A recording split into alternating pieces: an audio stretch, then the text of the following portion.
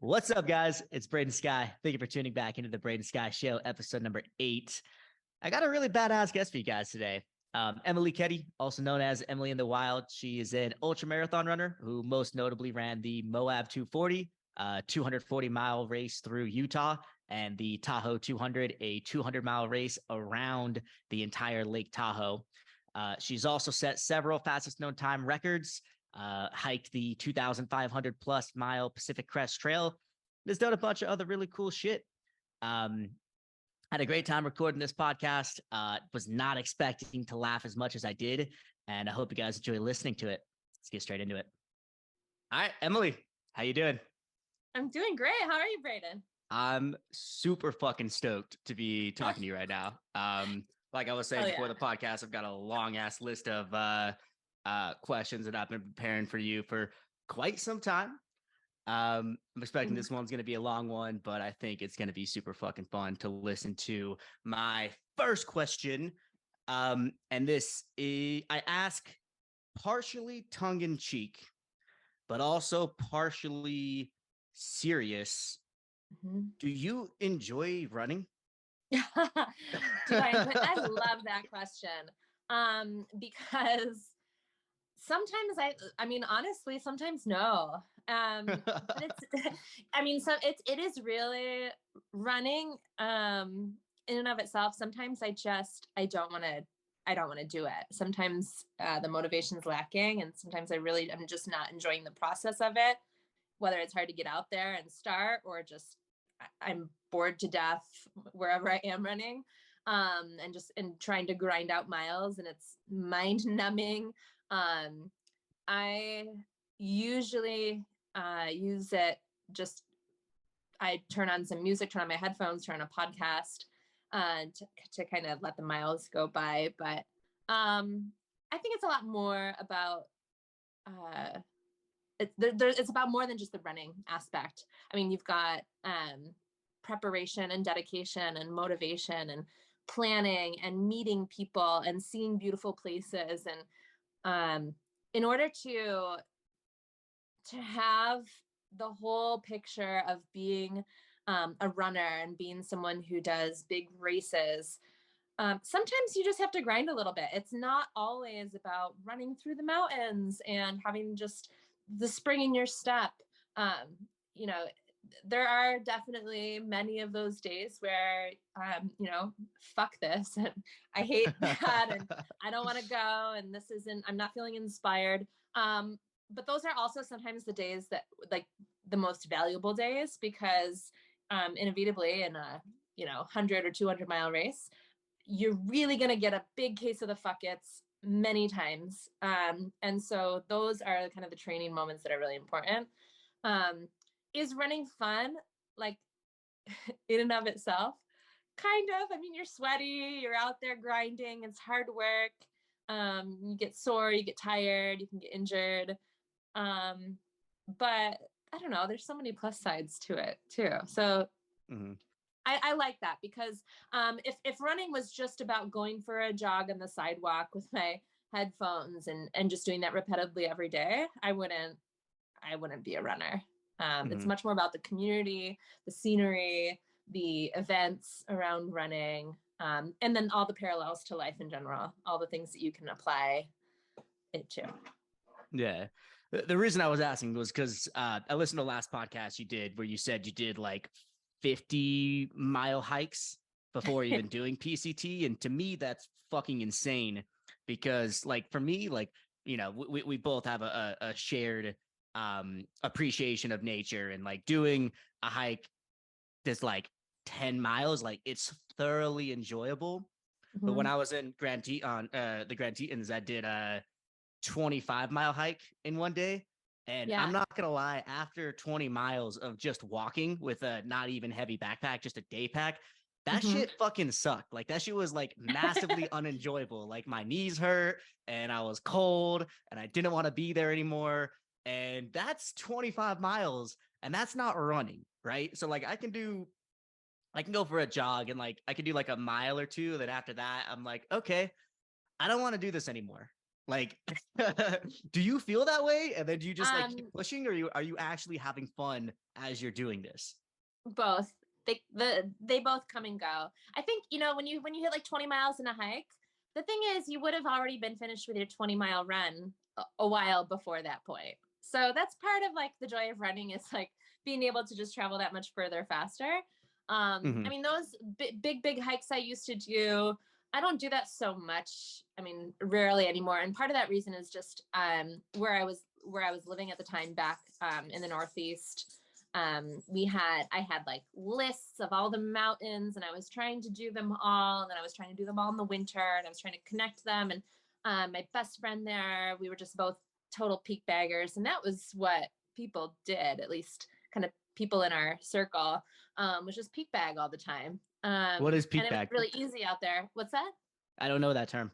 Oh, peak bagging. So when you have like a range of mountains, so probably more common in like Colorado or up in the Okay. Cascades, when you can just link up peaks together. And so, 2, 3, 4, 5, 8 peaks in a day, and just mega miles.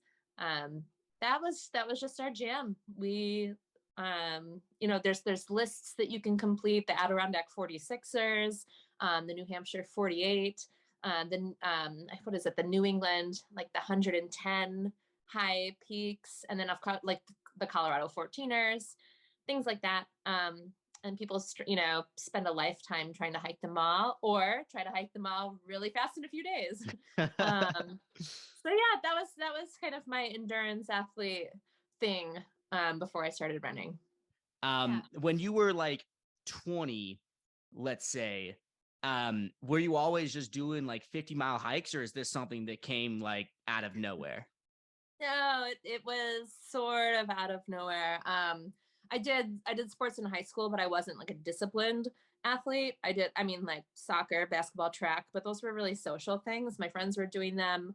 I think I wanted the identity of an athlete. I didn't necessarily excel at any particular sport at the time, except for free throws. I made, oh, how many was it? I think it was something like 65 free throws in a row one time. So I'm really good at those, which doesn't make me good at basketball. So, Mhm. um, but yeah, and then I went to college. I mean, I had grown up doing some camping, but nothing too crazy. And then in grad school, so like my mid to late 20s, I got into like going to the gym classes, like strength classes, doing some 5Ks. Um, and then it wasn't until really I started traveling to the Adirondacks, when I was in grad school, that I got into some bigger hiking, and that took off really fast. It was like, go for a weekend, hike a couple of the mountains, start with the like easier ones, and then I just fell in love, and it kind of took off from there. Um, and so I got into just lots of big day hikes without backpacking, because I wasn't an experienced backpacker until the PCT, and that was 2016. So I was like 29 when I did that, and then the ultra running came right after, just kind of a natural progression. What made you want to do PCT? It was kind of a bucket list thing, um, and I I just totally gloss over this, and I'm like, how can we make this podcast different? I'll tell the whole truth, nothing but the truth. So when I was in Buffalo, I was married, and to a great guy. And we had done a ton of hiking together, and we both got into like endurance hiking. We had talked about doing a long trail, eventually someday.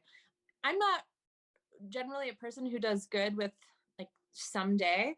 Not that I can't wait for things, but if I can make something happen now, that's the kind of my life philosophy: is why wait? Don't put off things. You just never know what's going to happen. And we're here once, so make things happen. So my husband and I split up, and I moved to the Adirondack Mountains, so upstate New York, and I still had that PCT bug in my brain. And I met someone who was planning to go and hike it the following year. And so I kind of joined in on that trip. So Okay.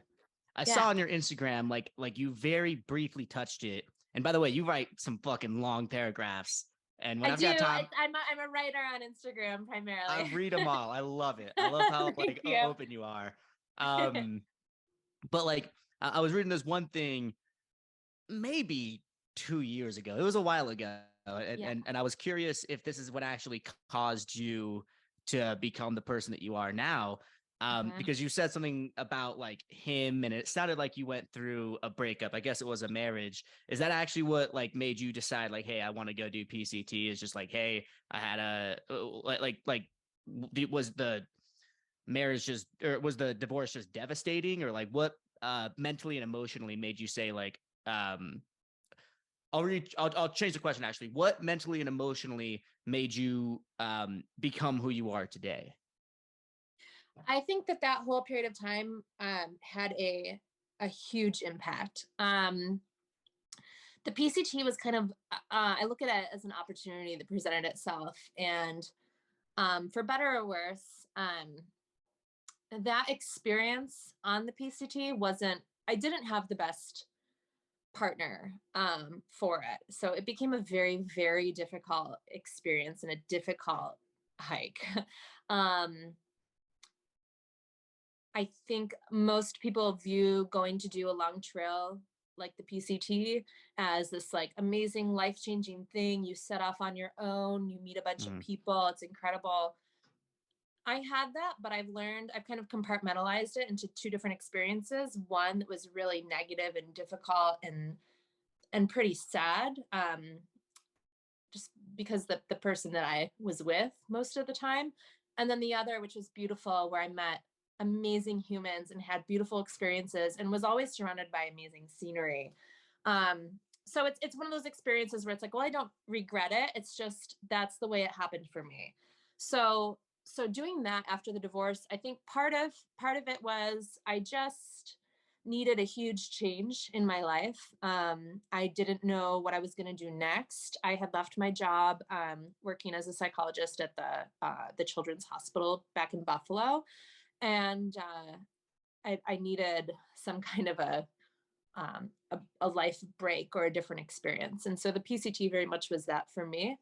But it really did change me a lot. I just learned to so appreciate a more nomadic lifestyle, a simpler lifestyle, having everything you need, truly, like to live for 6 months, carrying what you need, and then gathering the rest along the way. Is just such a departure from like the typical ordinary life of, say an American. It's just such a departure. There's no way it can't change you. So it really did do that for me, and make me want to live my life in such a way where I had less stuff, and spent much more time outside. So how long did it take you to finish it? It was about 6 months. It was a pretty leisurely pace. If it was by myself, I imagine I would have been a lot faster. Just, yeah, I mean, it's one of those cases where, hiking alone, usually the more people you add, the slower the group goes. So I was often, I wasn't alone, and then I was often like grouped with other people as well, which is fine, but it wasn't necessarily the style that I would have chosen to hike it had I set off on that journey on my own. So there was why like a midway lot of through the hike? yeah. Sorry to interrupt, but like why midway through the hike didn't you just decide like, well, I'm just gonna like, hey, I'm doing normally like 50 miles a day. You're doing like 8. I'm just gonna I'll meet you at the finish line. I'll meet you in Canada. It was my partner at the time. We had planned all of our resupplies together. He was a little bit like unfortunately like financially tied to me. And I was scared. Like there were some times where we would argue and I would say, I'm going to go ahead and I'll meet you up at this point. And then he would stay in town and, kind of like party and meet people. And that's probably the part that was most unlike me, was like getting stuck in towns and just kind of being rowdy for a while. Mhm. And I was there to really experience the trail. But so we would do that and meet up. And every time I was out on my own, it was a little scary. And looking back, I think if I could do it again, I wouldn't be scared. I would rarely be scared. I had spent time in the wilderness a lot before, like solo hiking. Um, but I think at that point, um, I was a little dependent on this person, and um, I didn't I didn't consider too often like setting out on my own. Um, yeah, it was just unfortunately I was just very much stuck in that, or felt kind of stuck in that like relationship and that mode of like needing that person to do this trip. I wish I could have just said, I'm done with this. See you later. I'm going off on the trail on my own. But But yeah. with all the resupplies, it kind of sounds like you were attached to like, I have to be at this place on this date. Is that how it was? Yeah, and we had just packed our resupplies together, so it wasn't like, one of us couldn't just take it, and you can't just pick it up from the post office and then leave it from the next person. Once Mhm. you pick it up from the post office, you take it. They're not gonna like hold opened boxes for you anymore. Um, but also I was in a relationship that was really difficult.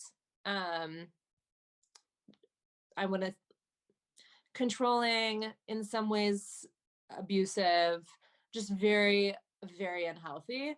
And I think that just made it really hard to separate. I didn't have in me at that point what I do now. What do you have So now? You said that really oh, way cool. more gumption, way more balls. Just stronger and healthier, and just better relationships emotionally, and not that fear. Um, yeah, I learned a lot from that whole experience. A lot. It kind of sounds like you didn't have that great of a time on the PCT, which is like surprising because you're the first person I've ever talked to that's done it. That's like, oh, like everyone else is like, oh yeah, literally life-changing experience, best experience of my Mhm. life. Uh, doesn't sound like that was that for you. I have both. Like I said, I've kind of, there's two parts to my experience, and one is pretty difficult, but the other part, it was life changing in really amazing ways. I met great friends who are still friends with mine today. Um, People I still keep in touch with, people trail angels and other people along the trail who helped or supported. I've got an arsenal of amazing stories of things that people did for me, and just restored my faith in humanity completely. It was my first time out west, so being able to walk and see all of the beauty and walk from town to town was incredible. um, I loved the experience. Yeah, it was just both at once. Quite the duality, but The um, experience was great. The people, not so much. the people on trail were amazing. Just The one um, specific person I'm talking about. who I was with, not so much, and it definitely impacted the whole experience. But yeah, I've learned just to separate it, because that was a huge part of my life, and to look back on it and only feel negatively would be really sad. So Yeah. I've learned to like take the bad, but then really zero in on the good stuff too, and hold them both at the same time.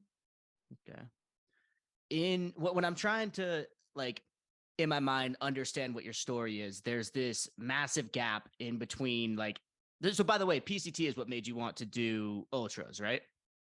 Kind of. One of my friends that I met on the PCT, Ella, had dabbled in some ultras after the PCT, and she encouraged me to sign up for my first 50K, and then we did a 50-mile run together, and so it's her fault that I'm ultra runner now. Okay, so you went from having never done a race to you did a 50K, which is what, like 20 miles? So short of a marathon? 30, 31. Oh, so above a marathon. Yes. Yep. So anything longer than a marathon is considered an ultra. Some people say it has to be like at least a 50K, but anything over a marathon distance, so 26.2 miles would be an ultra marathon. When was your first marathon? I've never actually run a marathon. I think I take that back. I think I ran a trail marathon. And I didn't love it. It was just not a pretty course, but that was a few years ago. But that was after I started running ultras. Yeah. Okay, so your first marathon was after your first ultra marathon. Yes. That's fucking hilarious to me. And my longest race before that was like an 11.5 mile trail race. Yeah. But Okay, so 50K, 30 miles, right? yeah. So you went from 30 miles to 50 miles to what? Then I ran 100. Which one was that? It was Javelina 100 down in Phoenix, Arizona. It's a super fun, relatively flat course. You do 5 loops of about 20 miles. And it's near Halloween. So it's a costume race, and it's known as like the Ultra World's party race. Vipa Running is the company who puts it on, and they do an amazing job. It's so fun. It's so well produced. They've got like food and drinks and activities for everyone in their crew, and it's a great time. It's a really popular race. So that was my first 100. I'm just imagining everyone just running 100 miles, drinking beers, hungover, dressed as Superman. I mean, it's amazing. Actually, I don't know how much people drink beers. I did drink at the first aid station about 5 miles in. This lady, I remember she had in one hand a Bloody Mary and in the other hand a mimosa, and she handed both of them to me. And I was like, oh, this is the kind of race this is. Cool. At 5 miles into a 100-mile race, they're handing you drinks. They weren't like full-size drinks, but it's not unusual. I mean, most races will have like beers and things afterward in coolers. But 5 miles in? But a lot of races will. I mean, at mile 150 at the Tahoe 200, I did a shot of tequila. And yeah, 5 miles in is quite early, but it was also early in the morning, and these were like, it's part of the festivity, and nobody is like binge drinking or doing anything stupid, but it can just help. It can help the mood a little bit, the nerves. Sometimes a beer or like a little bit of beer in the middle of a race, if you have an upset stomach, will help. Yeah, those aid stations come stocked because in these races, I mean, you're out for a really long time. And as much as you would think alcohol wouldn't help, no, it's not recommended to drink while you're training and, like drink shotgun a bunch of beers during a big race. But you can go through some really, really difficult times and hit the pain cave pretty deep and hit a wall. And sometimes that can just help you kind of push past it and keep moving. So yeah. The idea to me, like in my mind, what it would take for me, and I'm not a runner. I think the most I've ever done was like 7 miles in an afternoon. Even that, not even like super chill pace. Like I'm jogging, then walking, then doing another 1 mile jog, but super chill. But when I think of like how big of a physical and mental obstacle it would be for me to run 100 miles, I'm like, that would be for me like a once in a lifetime achievement. And hearing people just like fucking throwing back drinks 5 miles in, like to me, that's fucking hilarious. Like how differently people are built. I think too, like your body is just gonna process that pretty quickly because you just keep moving, and your body definitely learns to adapt to doing that many miles. I mean, I'm not going to say it's easy to go out and run 10 miles. And when I have long run days scheduled, I usually am not the most excited for them. It's a lot of work. You're going to be out there for hours. It's just part of like the necessary training. But none of that is easy. It's not easy to go out and run a certain distance You can make it easier, like you said, by running slower and taking breaks, and all of that happens in these really, really long runs. Like the longer the race, just the more time you spend going slower. Mm-hmm. That's probably why I like the longer races. I'm not the super fast, sprinter or anything like that. Marathons are really intimidating to me, actually, because marathon runners, I'm like, whoa, like you're those fast people. So That's so fucking crazy to hear. But it's when I think true. of like even like the old idiom, it's a marathon, not a sprint. Like normal people think of a marathon as something that you do slow, and you're like, oh no, they're too fast for me. It's really interesting, like the way that your brain kind of reconceptualizes that, because totally, I mean, sprinters, they're the fast, their race is over in like 400 yards or 100 meters. And then you think of marathon runners as people who are just these long distance runners. But I mean, I know people who can run a 2:23 marathon, and I'm, that would be good for like 15 miles for me. So to me, that's crazy. And that's a totally different, kind of running and kind of training, and a different kind of hard work. It's a completely different experience from a race that'll take you, overnight or for multiple nights in a row. So. How many races did you do in between 100 and 240?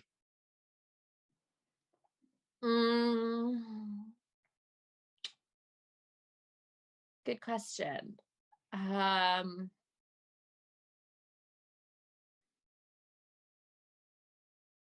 That's a good question. I don't know how many races I did, but that was my next biggest distance. So the farthest I had run before I ran 240 was 100 miles. But I had other races between the two. Okay, yeah. But like so in terms of like the massive ones, like the ultras, mm-hmm. You went from 100 and you felt so comfortable. What was your costume? I was Harley Quinn for that 100 miler, okay. And I had my baseball bat, and my shtick from that race that got me a little bit renowned was that I carried my baseball bat for the 100 miles. The entire 100 miles. The whole 100 miles. Except about mile like 85 to 90, I developed really I had bad shin splints going into the race, and I got a really bad stress fracture. A little ways before the finish line, and so I was using the bat as like a I was in a lot of pain finishing that puppy. I pretty much walked it in the last 10 miles of that race, but finished within the time. So yeah, that was really so fun. You're dressed as Harley Quinn, using like a wooden baseball bat as like a crutch, walking the last 10 miles. Yeah, it was like a rubber bat. I mean, it wasn't light, like super lightweight, like foam. But it wasn't as heavy as a wooden bat. But it was there. It was full size. Do you have footage of that? I sure do. Can you send that to me later? Sure. Cool. Yeah. I'll post it on the video right now. Yeah, it was awesome. I actually went back last year and ran Javelina again. I went actually, so Moab was in the fall, and then I went to Javelina. It was only like 2.5 weeks later. And I was signed up for the 100 miler, and I should have dropped down to the 100K instead. That's like 62 miles. I ended up dropping out, so I took a DNF at 100K. But I was dressed as, I got like a baseball t-shirt made up that said like Batgirl, and I wore like tall baseball socks and shorts, and I brought the bat back, and I ran with that for just 20 miles of it. But yeah, it's definitely a really fun race. So anytime I go to Javelina, I have to have something that I carry with me. Yeah. Tell me about, and this is what I'm really fucking excited to hear about. Mm-hmm. Tell me about Moab 240. Yeah, so Moab 240. So my first 200 miler, and I remember just hearing, I mean, once you hit 200 miles, I feel like the distance really doesn't matter. So that extra 40 miles, not so big a deal in my mind beforehand. The extra additional marathon on top of the 200 that you've already run. Just nuts. I really just wanted to do a longer race. I thought that the 100-mile was cool. And I've always been a person who kind of wants to push harder and go farther, kind of really like push and see where my limits are. And so Moab 240, I decided to do because I had heard a lot of rave reviews about it. The scenery. I mean, one of my biggest reasons for wanting to do ultra races and do these big races is to be able to go travel and do them in new places. Okay. I mean, what better way to explore an area than really immerse yourself in it fully? And running through a landscape is, well, it's different than something like hiking or backpacking. It's a cool feeling to be in that really physical mode, surrounded by a lot of beauty. So, yeah, so Moab 240, that was now, when did I run that? Not last year, but the year. No, it was. So this is 22, is in 2021. Holy cow. Yeah, so just over, was it really just over a year ago? So I ran Tahoe in June. Gosh, time, it's weird. Time does these crazy things where sometimes it's like hyper speed and then it warps and it slows way down. So I guess it was just a little over a year ago that I did Moab. So that would have been October 2021. It's just weird because since then I've also run the Tahoe 200. That was this past June. And this is what makes it crazy, because then like all of a sudden I'm like, wow, that feels like it was so long ago. I'm ready to do another. Let's do another. And you forget how awful it was. So Moab was super cool. So it is in, obviously, Moab, Utah, goes down. It's one big 240-mile loop. That was another reason I really liked the design of that and wanted to do that race, is it just was a huge course, covered a couple different mountain ranges, and beautiful. And I haven't spent a ton of time in the Southwest, so I thought, well, this is a great way to do that.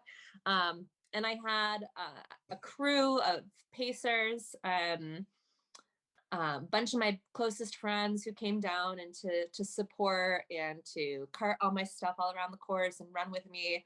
So that was really incredible. Yeah, it was difficult. There were running a race that long, you kind of get to the start line and your body thinks you're just going out for a run. You got your running vest on, like packed with stuff. But there's no way to really tell your brain what you're about to do. So they say ready, set, go, and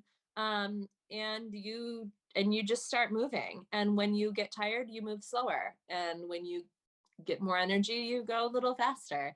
And you just keep moving, constant forward movement. And you chat with people along the way, and really look forward to those aid stations, because let me tell you, especially at the aid stations that Destination Trail, their races that they put on, they do the Moab 240, Tahoe 200, and then the Bigfoot 200. They're like buffets, man. So like, I mean, if you're gonna do a huge race like that, you might as well run from one buffet to the next one. And you just load up and you eat as much as you can while you can eat. Because, sometimes people have a hard time like eating real food once they're deep into a race. I don't get too much of that issue, but yeah. And then just grab a bunch. Like, I remember at one point I was eating bacon, and one of the aid station volunteers is like, oh, do you want to take some to go? And he loaded like 15 slices of bacon into a plastic baggie. And I clutched onto that baggie as I was running, like to, the next 10 miles. I just clutched it in my hand and ate bacon. 10 miles. It's great. Yeah. Do you not get a cramp after eating a buffet and then immediately running 10 more miles? It depends. A lot of times your body is just working so hard, and you're burning off calories. I mean, there's estimates as to how much your body can process like per hour, and how many calories your body can actually use per hour. I just find that if I am just eating as much as I can, I mean, I'm not stuffing myself till I feel sick. But if I'm just eating as much as I can, because if I do hit a point where my appetite goes away or nothing sounds appealing or I feel like I can't eat or I feel sick, I'll be really glad that I was eating well before that. I don't get too many cramps. I'm somehow kind of lucky in that way. I usually don't experience too much for that. I think I do a really good job with nutrition, making sure I'm getting enough like electrolytes, making sure I'm drinking enough water, eating a variety of food. Yeah. I actually wanted to ask you about that. Because obviously you're gonna be eating completely different foods when you're doing the race, but like outside of races, what does your diet look like? um, let's see. I was just Doesn't eating. sound good. I mean, I have a big sweet tooth. And I try to eat pretty healthy. I try to eat a lot of protein. I do like protein shakes. I love red meat. So I do a lot of that. I don't have a specific diet because there's no foods that I really want to part with. Like if I had to part with carbs for running, or if I had to stop like drinking wine for running, then I probably wouldn't run. Like these are things I've thought about at times. Like when you think about improving your performance, um, do I want to cut out alcohol? Do I want to cut back on carbs? Do I want to try different things like fasting, or which I've done a little bit of, and I kind of do enjoy that, but I think that's more, I enjoy the discipline of it, and just kind of giving my body a break from eating so much all the time. And then yeah, I don't know. I don't have a specific diet though. I don't eat a lot of like rarely eat fast food. I cook a lot, but no specific diet, and I don't deprive myself of anything. I love desserts, but I think like overall I eat pretty healthy and a wide variety of food. Yeah, and drink a good amount of wine. But So a yeah. balanced life. You're not like, oh, I'm strictly vegan. I eat this and this every day. Just like, yeah, I No. feel like eating pizza today. I'm eat some pizza. I think sometimes I'm like, well, whatever I would gain in performance from changing my diet in a certain way, I would lose in performance from being so unhappy about it. But I don't know. Those are things that I just haven't really explored too much yet. It might be a better, like a conversation to have with, like if I ever get a coach or something like that, which I've thought about here and there, but, someone who would be able to make better recommendations for me. But ultimately, on race day, it's nice because there's a large variety of food, and I'm used to eating a large variety. Mhm. And then when I'm training, the same thing. I find it so interesting that running food and nutrition has become this like niche. Like you go to a running store and you can pay, $3.50 or $4 for like a little, pouch of gel. That ultimately I'm not a huge fan of them. Some people are, but in the kind of running I do, I think those are more, I think, running foods. So the gels or the gummies are more designed for people who are trying to move quicker and just want something really fast that they can have while they're moving. I just don't find too much appeal in those things because I can stop and eat. I can take a break and eat Mhm. in some of these longer races. And I do really well with real foods. Some people just find that their body can handle some of these gels and things better, but it's an interesting market. How do these really long races work? Because I know for a marathon, it's like they shoot the gun, then Mhm. everyone runs not as fast as they can, but it like they're all going for the certain time that they can get, and you're not stopping for fucking anything, right? Like maybe Yeah. they're drinking like some water, maybe have a real quick snack. Besides that, like they're going to try to get like this exact time. When you're doing like one of these marathons or like these ultras that you're doing 240 miles, like that's a couple days. Are you sleeping at all? Yeah. So when you sign up for one of these races, you'll get the whole the layout of the race course. So you'll see every mile where there's an aid station, usually anywhere from 8 to 20 miles apart. There will be an aid station.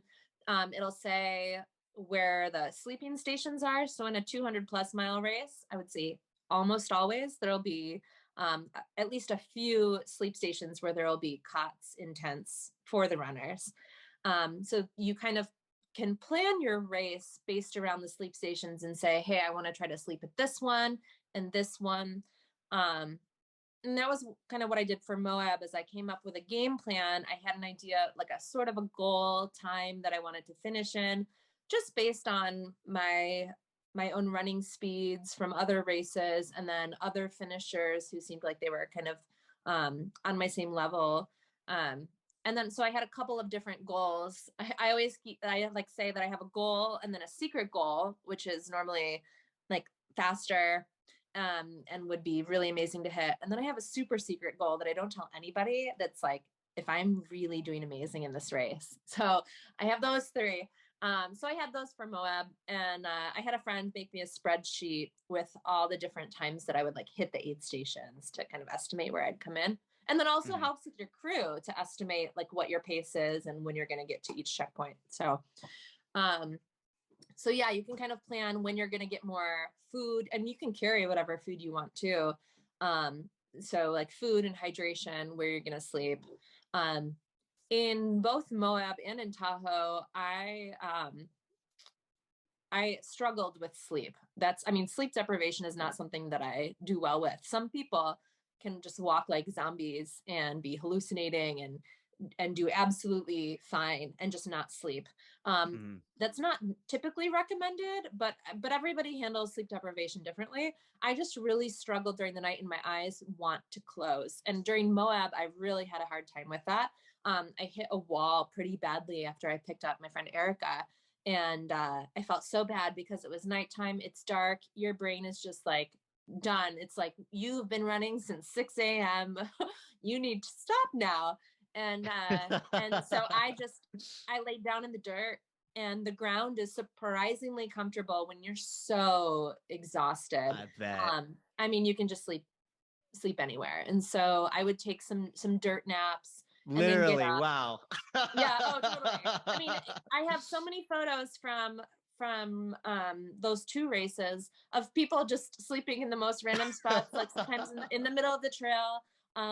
You're just running the trail, you look past, there's just a dude on the ground, you're like, I understand, bro. Just sleeping, and you're like, they might sleep for 10 minutes, they might sleep for half an hour or an hour, nobody knows, but they'll feel rested, because I tell you, like 5-10 minutes can make a huge difference.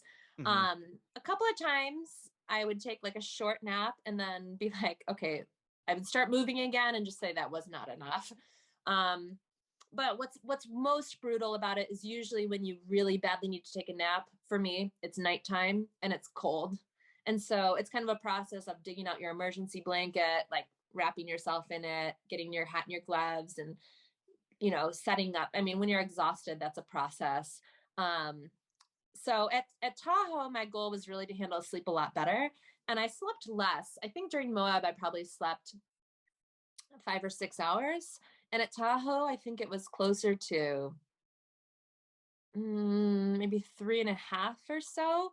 I had, I think, 2-hour-long naps, and then a whole slew of like shorter dirt naps. And most of the time, those were plenty to just kind of pop up and feel a bit refreshed.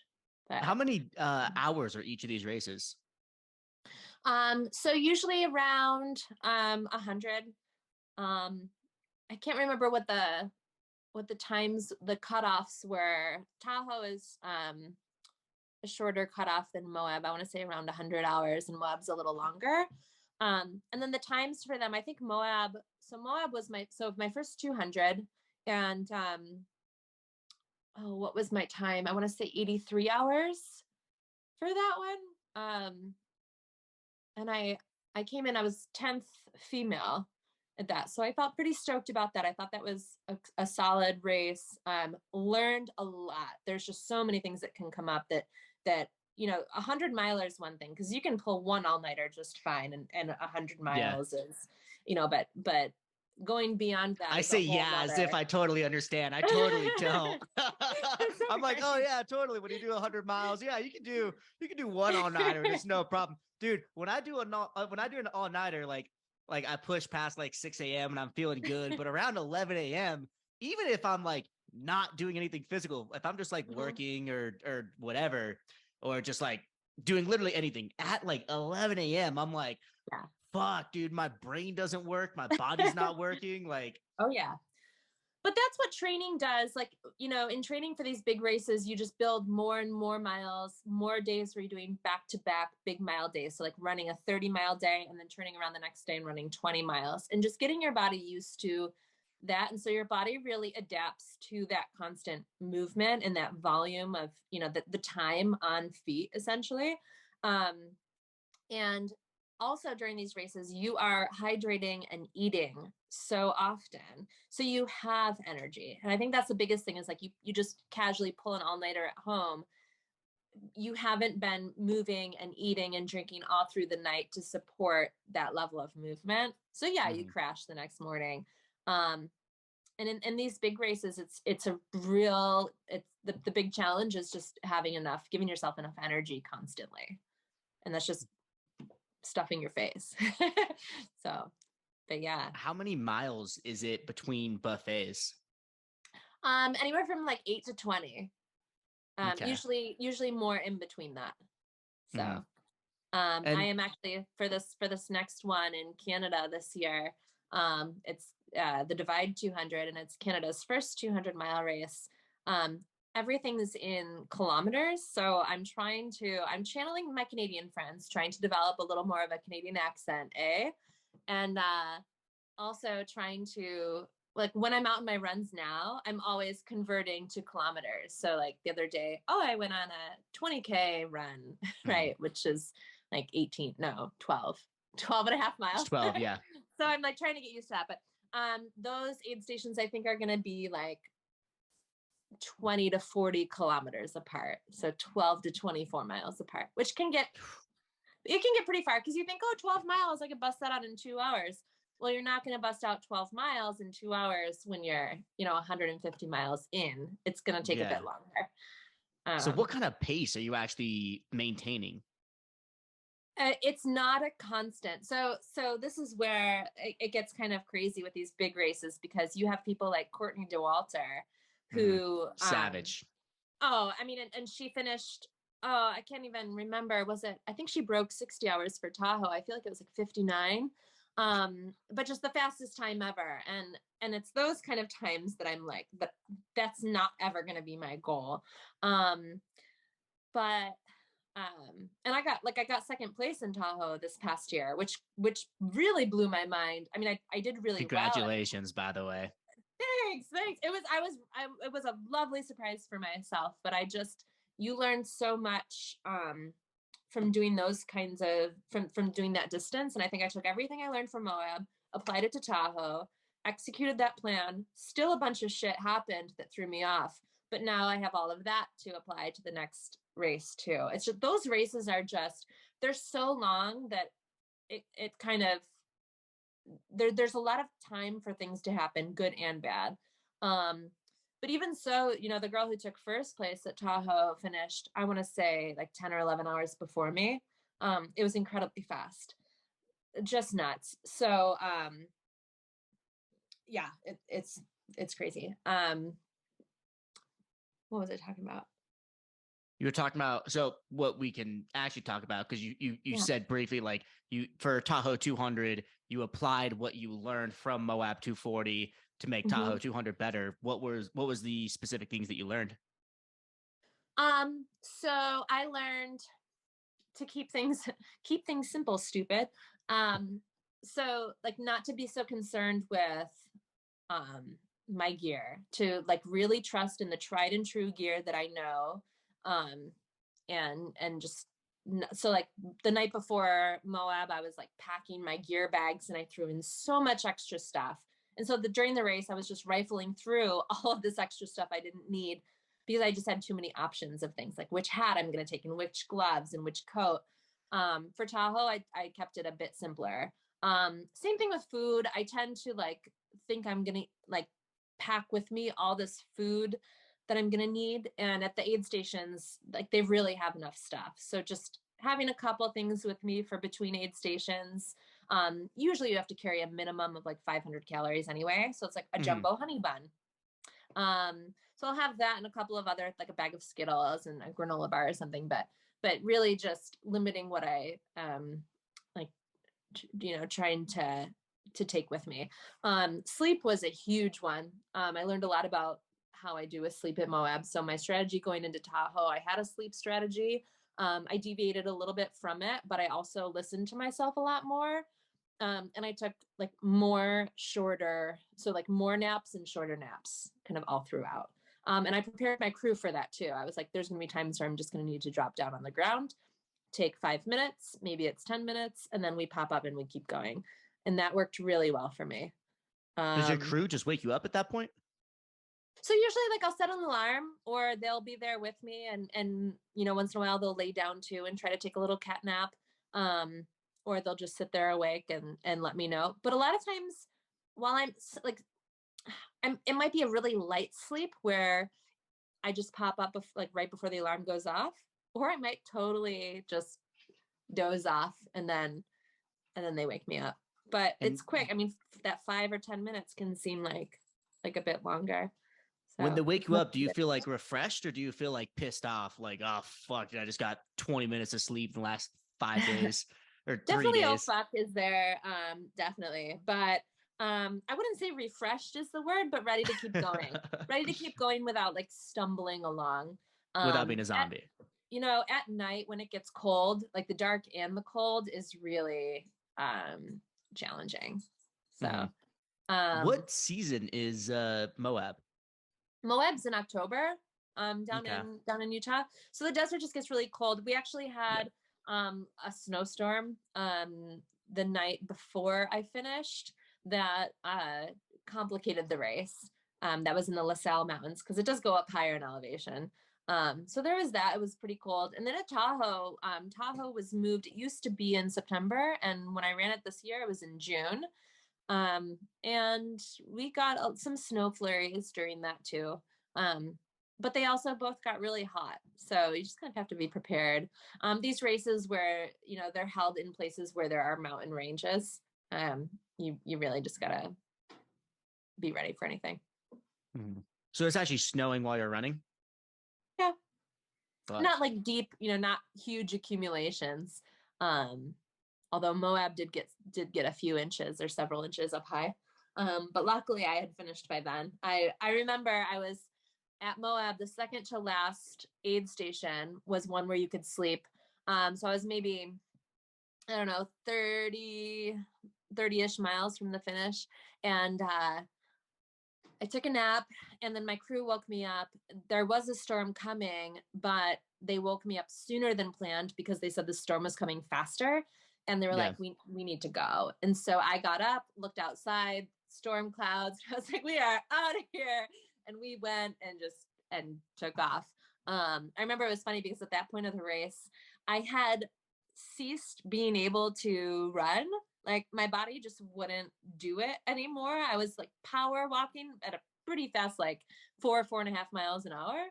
Like really fast power walk, but my muscles were not letting me like do the run movement. I have a video of actually one of my pacers took of me where I was like, look at me, this is me running. And it looks like I'm just going in slow motion.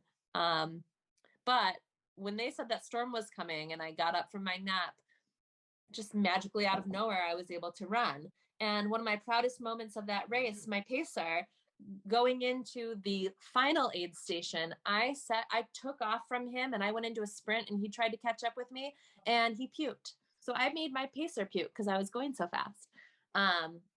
Yeah. So your pacers have a lot of fucking experience in running, right? For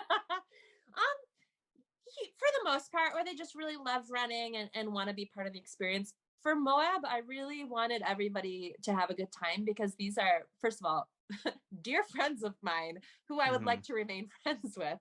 And also they're taking their time, they're traveling to the race, to be there to support my like selfish activity. I mean, it's such a cool thing. It's such an amazing like token of friendship to have that. So So most of my pacers, I mean, and it depends what kind of a race you're doing. If you're going into a race and your goal is to be very fast, you're gonna, take some pacers who are fast too. Yeah. So that kind of goes in. And also for a lot of these races, there's a disclaimer, like you can't leave your pacer. So you can't just, if your pacer gets hurt, you have to stay with them. So that means your race is delayed.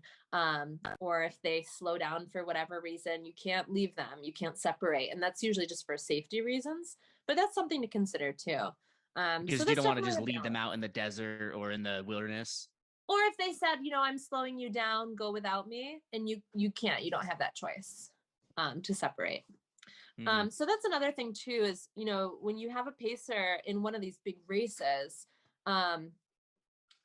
you have to go into it knowing that, say your pacer's running like 50 miles with you. That's a huge distance. Like, Yeah. it is. So they No one's may disagreeing also, with that, by the way. right, no. You say it is as if I was going to disagree with you. No, 100%. 50 miles is a fuck ton of distance to run. Yeah, absolutely. So in that amount of time, though, I mean, anything can happen to you or your pacer. So when someone's agreed to pace you for one of these races, you have to go into it knowing that something could happen, and you could, find yourself staying with them. Just like if something happens to you, I mean, it's about safety. So the pacer is there for your safety, but you're also going to be there for them. And same thing with pace. Like if they're slowing down, or if their ankle gets twisted and they're moving slower, so many things can happen. And your job, when you think of a pacer as someone who's encouraging the runner and supporting the runner, but you got to support your pacers too. Mm-hmm. So it's an interesting dance that happens. Yeah. When you're running, what are you thinking about? I hate running. How much I hate running. No. This fucking sucks. Why am I doing this? I'm never doing this again. I mean, sometimes. A lot of times when I do hit that mentality, that's just part of the mental game. Like, that's part of, you just hit a mental wall. And normally if you can just kind of push through that, you can get past that mental kind of narrative in your head that's like, I hate this. Why am I doing this? I don't want to be doing this. A lot of times a couple of miles will pass and I'll just find that all of a sudden I'm enjoying myself. I'm enjoying the rhythm of my feet and my breathing, feeling my body working, the surroundings, and I'm not even thinking about those voices in my head anymore. But it just sometimes takes time to move through that.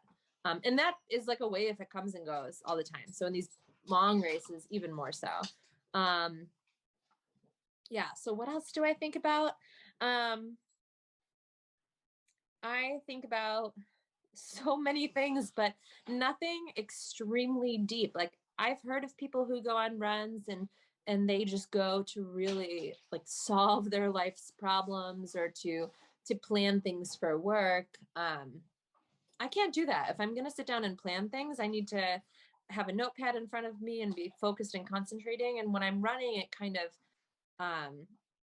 takes my brain to like a lighter, like, functioning level. I'm not having like deep introspective thoughts and conversations. It's just, it takes a bit of energy to keep moving. But I do think about a lot of things. I listen to a lot of music, and like I said, listen to podcasts. So I love that about running too. I'll get a good playlist. But like during a race, you're listening to podcasts? Sometimes they're like a longer race. A lot of races I'll listen to music. Have like one earbud in, just so I can hear things around me too. But it helps me. I mean, music really can get me really fired up. So like this week, I've been listening to like a lot of Korn and System of a Down and 9 Inch Nails, and it just something, the different mood of different kinds of music can fit me for different days. I mean, sometimes that's the kind of stuff, heavy beat, that gets me going, and the rhythm. There are some songs I'll listen to like when I'm doing sprinting repeats to just get me really pumped up and like ready to move fast. And then sometimes I just want really chill music to run to, and that just feels good. So it just depends on the day. When I have pacers with me, it's nice because we'll just chat a lot until we fall into silence, and then and then we're all quiet and then just moving. But yeah, I don't solve big life problems or have super complex thoughts a lot, but I had some interesting, it's like during Tahoe, I had a period of time, maybe about 50 miles where I hallucinated, which was really awesome. Because for one, most of them were kind of like awesome fun. is the word that you used to describe Yeah. that. Okay. Well, I never did during Moab, and I had talked to other people who had some really interesting hallucinations, and I think at Moab, I thought, oh, I'm not that kind of person. My brain just doesn't do that, and I was kind of bummed out, and so I thought, oh, when I go run Tahoe, maybe that'll happen. And it did, and I don't know why exactly, but I kind of feel like it was my brain trying to like protect me a little bit or preserve my sanity. But what I do know is that for as long as I was hallucinating, I was not tired at all. I was wide awake. And they were mostly friendly hallucinations and pretty cool and nothing scary or super weird. And as soon as they started fading, I was so bummed out because for whatever reason, I knew that when the hallucinations went away, I would get tired. And I did. So that was unfortunate, but it was a really fun experience. Does anybody ever do psychedelics on the races? I mean, I didn't need to. That's interesting. I mean, I certainly knew people who did on the PCT, but during the races, I wouldn't doubt that people have, but I don't think it's not ever something that I've read about or heard about. Because I feel like that could definitely act as like a PED. Because like when I take like if I drop like acid or if I took some shrooms or whatever, like sometimes I literally I'm thinking like, God, I wish I had a fucking bench press here. Like like I'm at a music festival and I'm like, God, I just want to work out. Like it just feels so good just to be moving some weights. And I'm thinking like, if the difficulties of doing like these ultras is that like you get tired, like, well, put a little piece of paper on your mouth, give it 45 minutes, you're not going to be tired. I do wonder. Is that allowed? They don't do any drug testing for these as far as I know. It's not that competitive, I guess, or I don't know the reason that they would start to do that. I would be really interested to talk to someone who has done that, and you're onto something in that that ability to move past the tiredness and to feel those like jolts of okay, now I'm ready to go, like go hard and really like let's go for some miles now. That could be really beneficial. I'm curious. I don't know. There's also the risk of having like a bad trip or having it, not have the effect you want it to have. But yeah, that's fascinating. Is that study. Charlie squeaking the toy in the background? Hey, buddy, it is. It's pretty loud. Come here, buddy. Come here. Let's get a quiet toy. When you're like training for these ridiculous runs, how do you prepare both physically and mentally to do 200? So first I think about it in terms of this isn't like long run day. I am going out and I'm not going to come back to my car today. I'm not going to finish tomorrow. I'm going to be out for a few days. So trying to just remind myself of that fact. And, you're going to be uncomfortable. And not always like uncomfortable, like, oh, I'm sitting in this awful, uncomfortable chair, but just, you're going to get cold, you're going to get hot, it might rain, you're exposed to the elements. But knowing that there are people out there to help you, like there's medics and at all the aid stations, and you've got a tracker and they're following where you're at. So I don't get worried about safety, so much. I mean, things can certainly happen, but I just get in the mindset of, okay, this is like a really long run and there's no way to really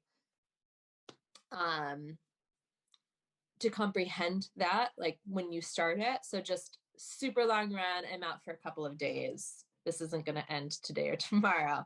So mentally that a lot of the training ahead of time is just building to bigger and bigger runs. So one of the interesting things about training that I found is it's kind of that perspective shift when you, like how I joked about like, oh, marathon runners, they're so fast. And it's like, well, to most people's perspective, the marathon runners are these longer distance, slower paced runners than say a sprinter. And so your perspective does this big shift. When you take on something much bigger or much harder than what most people are used to. So for instance, my training right now, I think of like a 10 to 15 mile run is my long run. Like that's a lot for me at this moment in my training. I'm not training for a 200-mile race right at this moment. As I move closer to a 200 and get training more specifically and do like more runs that are in the 20-mile range, that becomes my long run. And a 10 to 15 becomes kind of a mid-size run. Just a relaxing 10 to 15 mile day. Yeah. I mean, it's just because it's over time, that'll feel like a lot less of a run than these bigger runs I'm doing. So yeah, there's just a huge shift. And so as you make that shift to doing longer runs and doing, multiple days in a row where you are doing longer runs and just kind of preparing your brain to be outside and more time on your feet moving, and even your body gets used to that too. If I went out and ran 25 miles today, I'd be beat and exhausted later on. Yeah. I mean, I would, but give me a couple months from now, maybe, once I start to do that a little bit more, it'll take less of a toll on my body because your body just adapts to that. I'll probably, sleep a little bit more, eat more, drink more. Just to adjust to it. But it's amazing how the body adapts. So in training for a 200, I also just make a point to always do a lot of, like strength, body weight training, just especially to keep my core and my arms really strong, because I feel like we, as runners, we spend so much time thinking about our legs. But the more like good running posture you can have, the less pains you'll have and injuries. Also spend more time in like recovery. So like using my foam roller, which I don't use very much right now because I'm not doing huge, long, training runs. And doing some stretchy band exercises and stretching and sitting in the hot tub right after a long run. It can be hours of recovery for an hour's long run. And then just a lot of go ahead. You finish what you were saying. Okay. Just like a lot of logistical planning too. So like in the mental preparation, there's like organizing your crew and your pacers, and there's organizing like what gear you're going to be using and having a good idea in your head of the race profile. So, looking at it as like where all the climbs are and how much each climb is going to be, invert and distance between aid stations, and your plan for sleep, all that kind of stuff, and where you're going to stay before the race the night before and what time it starts. And, all these little things that as you get really close to the race, the pressure kind of builds and you want to have it all sorted out ahead of time. When this is something that I was thinking about, I didn't even have this as like something I've ever thought about before, just thinking about it as you're talking, but like when the race actually starts and the gun goes off, what is the immediate pace that you do? Because you're not going to be like running fast right off the bat, right? Is it just like a casual jog? Like everyone's, been preparing for this for weeks. 3, 2, 1, go. And everyone's just like, all right, cool. Yeah. So anyway, as I was saying, everybody's different. I tend to go out pretty fast. I like to be ahead early on. Partly because I just feel a lot of pressure if I have to pass a lot of people. It makes me just feel very anxious. I don't super mind if people are passing me. I just know, okay, that person's faster than me, or they're just like going out super fast. But I feel pretty confident in going out with a quick speed and then being able to dial it back at some point. But I think just mentally, it benefits me to go out a little faster. For some people, it doesn't work for them. Some people go out way too fast and then they crash. I think I intuitively have a sort of a good sense of, I mean, I'm not sprinting, but I definitely also, just from the adrenaline and excitement of the race start, that I think that really pushes people to go a little faster. In these 200-mile races, going out a little fast, I don't think is gonna, destroy your race. Whereas going out way too fast for like a 50K could be pretty detrimental, because you really want to, be a little bit more careful with your pace. But this is something it's hard because there's such a variety of people running in these races. A 50K, someone could go out and run the whole race at a speed that I never even do in my training runs, and do the whole race at this like 7 something per mile.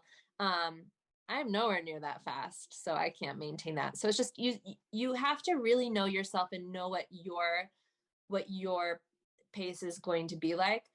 You asked earlier like what my typical pace is like for one of these races. Mm-hmm. And it's so hard to say because there might be times that I'm doing like a 10 to 12 minute mile. So, maybe 5 to 6 miles an hour, which for a 200-mile race is pretty quick. And then there's probably times I'm moving at like 2.5 miles an hour, just kind of Strolling walking along, along, stumbling, hiking. Yeah. and then a lot of like faster paced hiking or slow jogging. And it all really depends on how your body is feeling.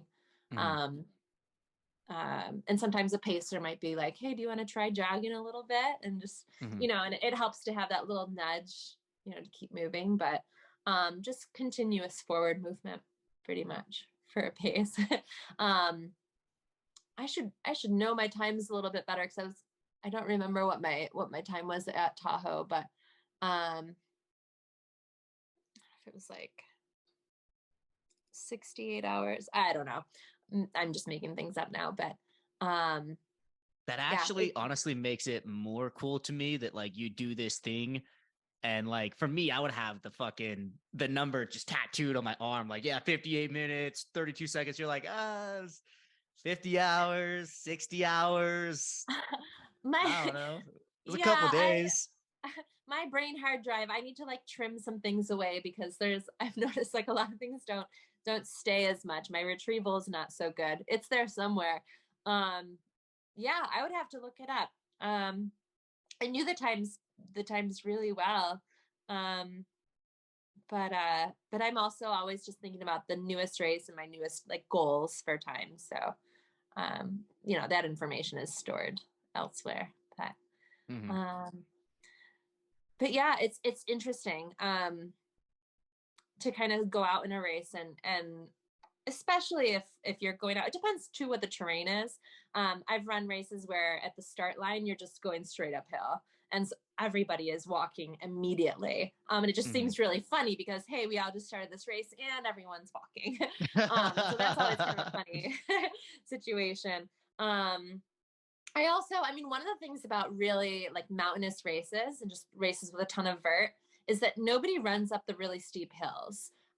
It's really a skill, I think, and that's one of my, I think, strengths as a mountain kind of athlete is to be able to very quickly hike uphill. And that's a lot of the times when I pass people more, because you can just burn yourself out. If you're trying to run up these hills, a lot of times you can hike it just as fast or faster as someone who's trying to like jog up it. Just because like hiking, you can kind of take bigger steps and it's a little more efficient than like the bounce of a jog.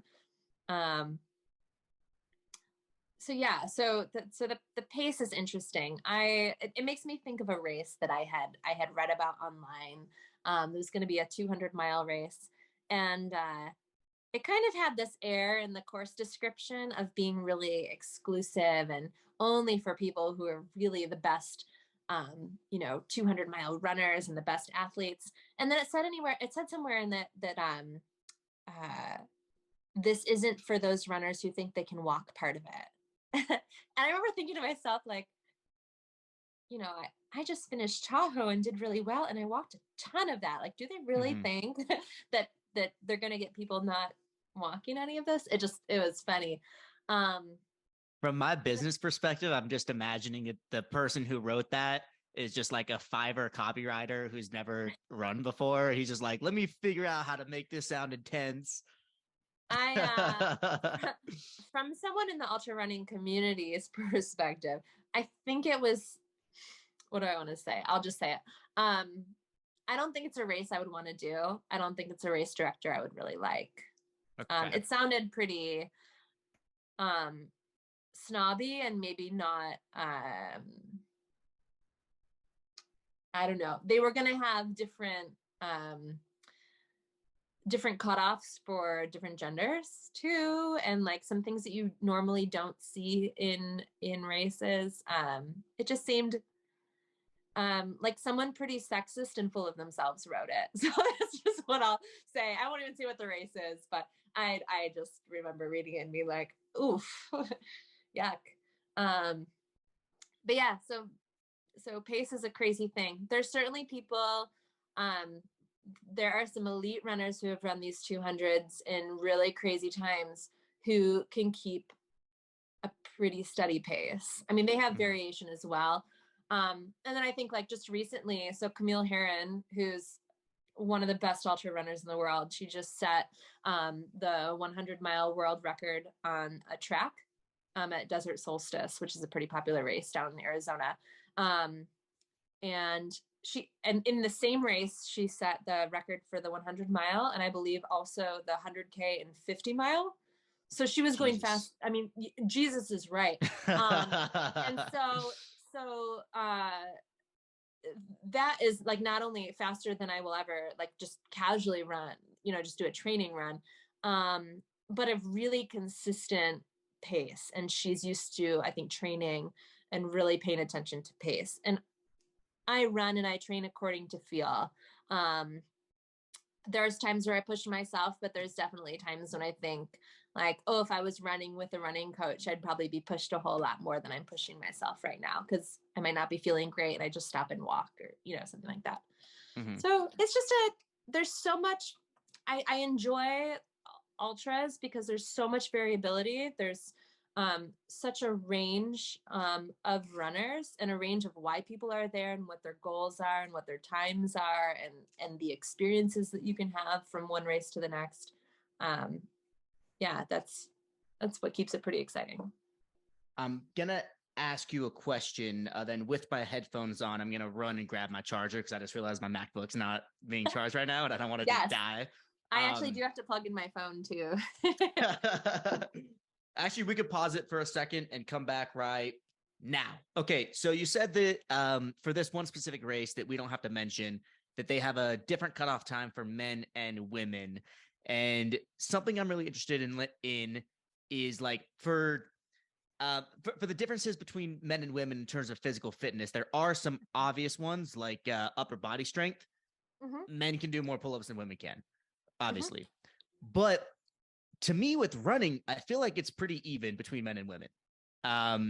Is that standard? What are the time differences in between, let's say, ultras between men and women? So I don't know specific numbers. What I will say is those gender differences are, there are biological differences that are present. There are also some really amazing female runners out there who can just, who can blow everybody out of the water. And I think what's really cool about the longer the distance is, it seems like there's kind of an equalizer the longer the race is. Mm-hmm. I don't know exactly what that is, what causes that, or if there are things in an ultra race, because an ultra race, I think also the longer the race, the more mental it is, or the more important the mental aspect of it is. And so maybe there are some female specific strengths in that area too, or just maybe because it's a different kind of physical activity. It's not like brute strength. It's not all like upper body strength. It's this kind of constant movement and just this persistence of your body to keep moving in the same repetitive way over and over and over again. It doesn't necessarily get more difficult, you just have to keep moving. Mm-hmm. So yeah, I mean, there's been races that have been totally, straight out won by a female, that has just blown the field out of the water. So I don't know if that answers the question too much. I don't know too many of the specifics, and that's a tricky topic too. But I think one of the big things, which even more so when you see females perform really well in these races, is that females are not represented super well. So, for instance, at this year's Hard Rock 100 lottery, which the Hard Rock in Colorado is one of the hardest races to get into. It's a lottery system, and they had a system built in this year where whatever the percentage of applicants were that were women, at least that percentage had to be selected for the race. So, like, for instance, this year, 19% of applicants were women. So they made sure that 19% of the Oh, entrants to the interesting. race were women too. But Yeah. it's too bad, really, because only 19% of the applicants were women. Like, come on, ladies, sign up, be in the lottery. Mm-hmm. And in a lot of races, you'll see that it's a hugely disproportionate kind of male to female or gender ratio. So while we're seeing more women in ultra running, it would be nice to see more variety. It actually surprises me that you say that there's not that many women doing it, because how I like even heard about ultras in the first place is by listening to Joe Rogan's interviews with Courtney Dauwalter. Yeah. And although obviously like she's a fucking super exceptional person, I just imagine that it was kind of like the climber community where it's like half the people are men and about half the people are women. Maybe it's 60-40, maybe 70-30, but it's like pretty gender mixed. Is it not like that? Yeah. No, it's not. You sound so disappointed when you say that. Well, You're like, not really. I think for the harder the race too, meaning like the more vert in a race, there are fewer women. It's nothing I think that's surprising, but it's something that I would just like to see more women involved in doing these, like, and I don't know if part of it's personality too, because I know a lot of it is related to personality in terms of the things that men can be more attracted to doing and women can be more attracted to doing, these really highly physical, difficult, painful, like at times really painful tasks. So I don't know. There are a lot of initiatives right now, though, to really encourage women to be more involved. So, what is the ultra community like? Because I'm imagining that like hearing the Halloween party 100-mile ultra, like to me it seems like there's that kind of person who's doing an ultra marathon, but there's also David Goggins, and he's not taking tequila shots and he's not wearing a costume. What are the different like groups of the ultra community?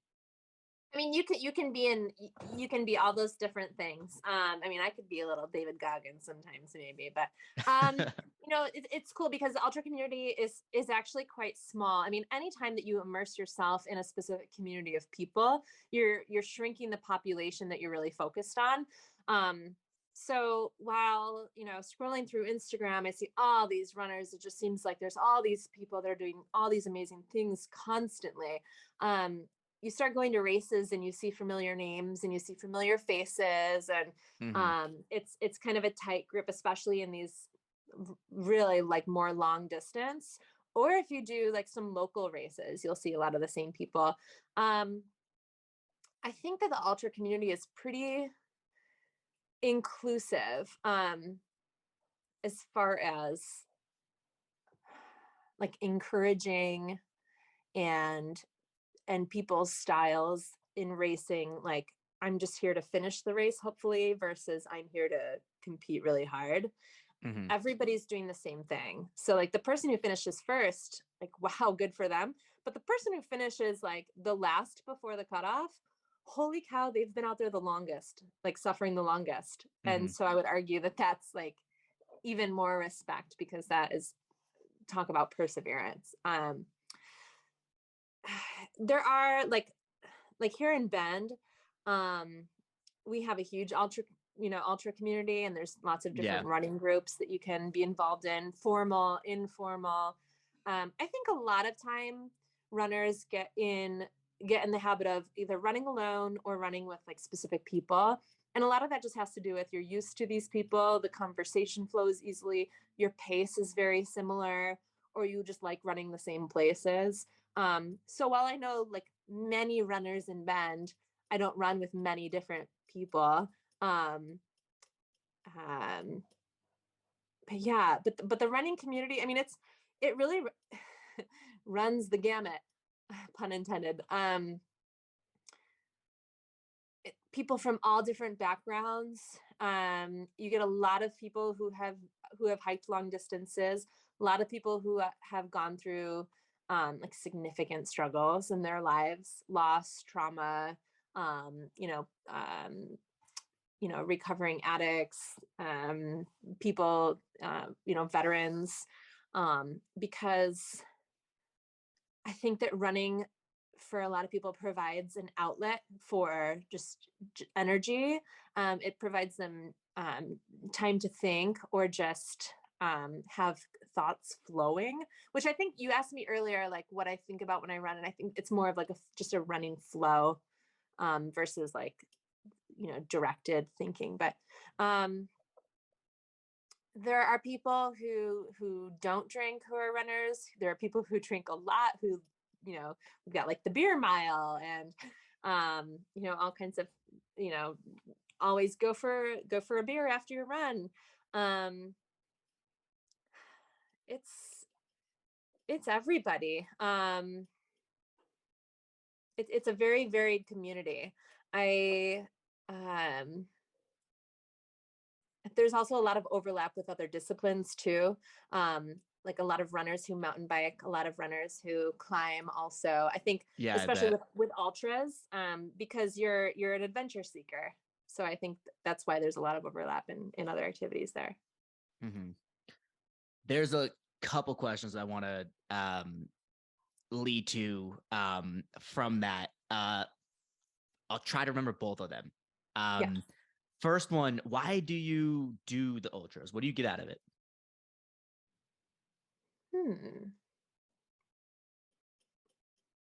I think a big part is I kind of mentioned earlier a little bit, like finding my limits. Always seeing like what more I can do, like what is the limit of what I can do. And I think that's part of what appealed to me in the beginning about ultra running was like a 50K was this thing I never really imagined myself doing. And then I did. And that just naturally led me to think, well, what else can I do? Like, how far can I go? And how ridiculous is it? Because it just seemed like, from 50K to 50 miles, well, 50 miles is a kind of ridiculous distance to run. Now it doesn't seem so ridiculous. So it's just like that natural, like how much farther can I go? And I think it's just a personal reward to, I forget what the term of that is, but when you're like internally rewarded by something you've done, and it intrinsic? Intrinsic, yes, thank you. And it feels good. It feels really good to be some kind of an empowering example, especially for other women or for other young people. I've done, like in grad school, I did a lot of work with young girls and, empowerment, body positivity, body image. My dissertation focused on all those things. And so I think having healthy role models is really important. So running is kind of what's given me a natural platform to be that, and to kind of show like, hey, I never thought I would be doing any of these things. And within, 4 or 5 years, I find myself here healthy and strong, and it feels good. And so for as many times as I go on a run, I'm like, I really don't want to do this, or I'm not feeling it, or, there's always a bigger picture. So I think it also, it just is good to, that's a good reminder that, like, okay, well, this sucks today, but I'm going to be glad I did. I will say I don't know that there's really ever been a training run that I've done where I finished and said, like, wow, I wish I hadn't done that. Mm-hmm. You always finish and you're like, wow, I'm really glad that I, like, got my butt into gear and yeah, maybe the run wasn't fun, but am I glad I did it? Yeah. Because now I'm set myself up for tomorrow and for next week and for, the race coming up. And what else? Like, I think just the accomplishment of finishing, these big things and trying to find your limits, meeting people and talking to really fascinating people, and then being able to run through beautiful places. Yeah. Backing up to my experience on the PCT and kind of when I finished wanting to pursue something in my life that would let me be outside more, but also knowing that I needed to work to have an income, running trails as opposed to hiking allows me to go much farther and be back in time to go to work, at 5 p.m. or just to get work done at home. So that's a big appeal of that. And just running through beautiful places has definitely a different feel. I mean, hiking, you really can slow down and take it in, and explore, but you're running the same path, as when you're hiking, but you're interacting with the environment differently because your body feels different. You're more powerful, you're moving faster, you're taking things in at a different speed. And I wouldn't say one is, better than the other. It's just different. Second thing that I wanted to, second tangent that I wanted to go on. Yeah. Do you think that you need to, I don't want to say suffer, but do you think that you need to, like, experience adversity? Yeah.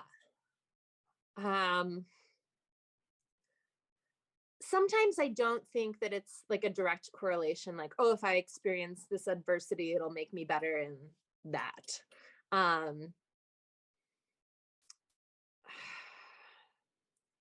But I think in general,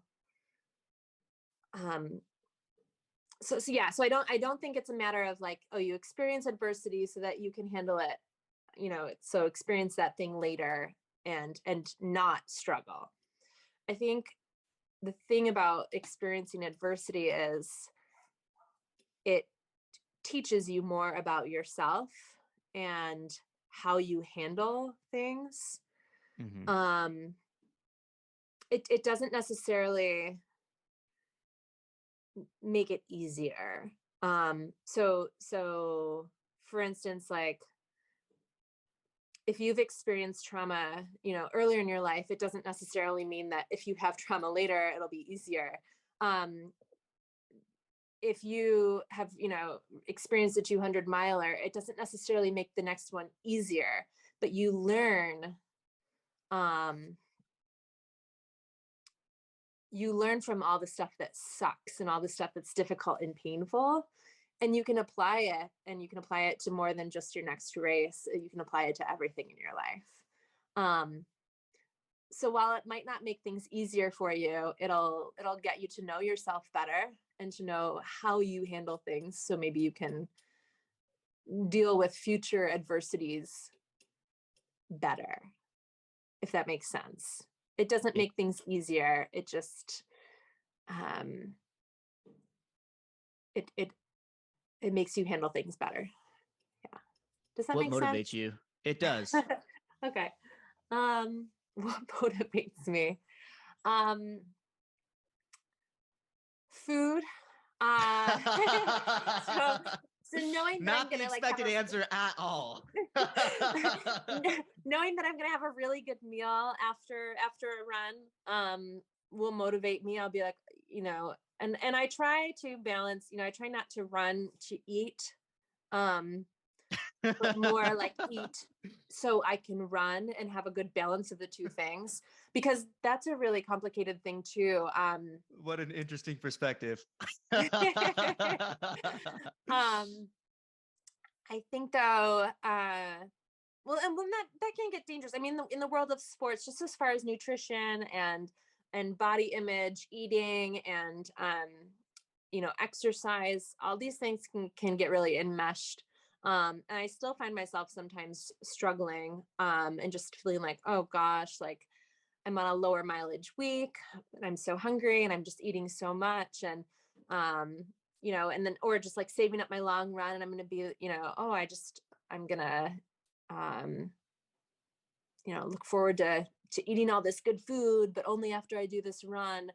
So it's a tricky balance between like being food motivated and coming up with rewards and things, in that way. But so I remember coming down in Tahoe, and one of my crew, Kelsey, she was messaging, her husband was pacing me, and she was messaging him and saying like, what does Emily want at the next aid station? Because she was going to grab me some food from town.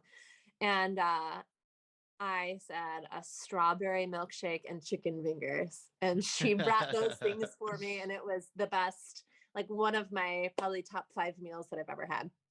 Yeah. So that was hugely motivating.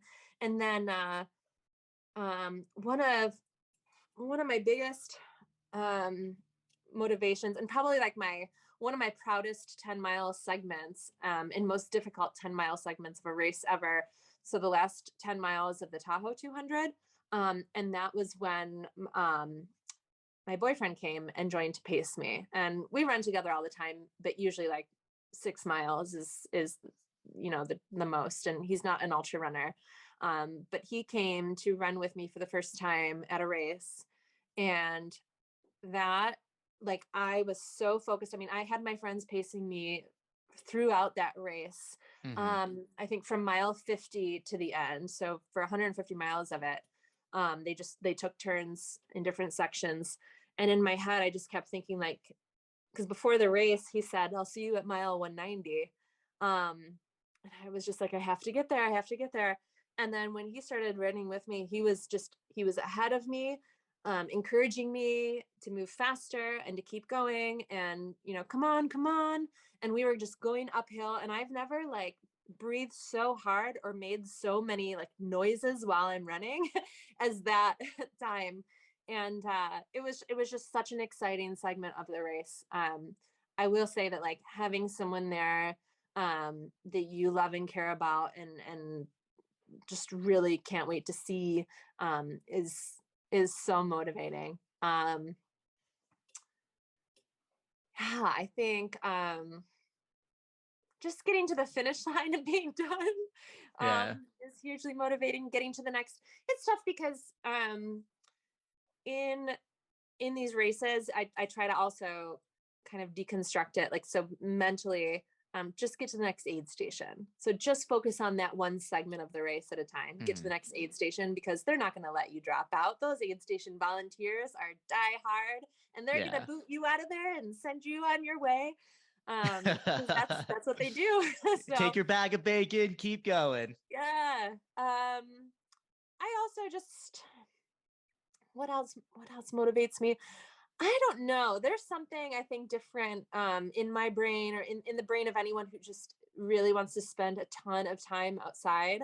Whether it's the backcountry skiers and climbers, and just people doing any kind of endurance activity. I think I enjoy time alone. I think that I'm motivated by numbers and by achieving things. So like each week, each month, I'll have goals for mileage and for amount of climbing. I'll set up a training plan, and it feels good when I hit all my goals.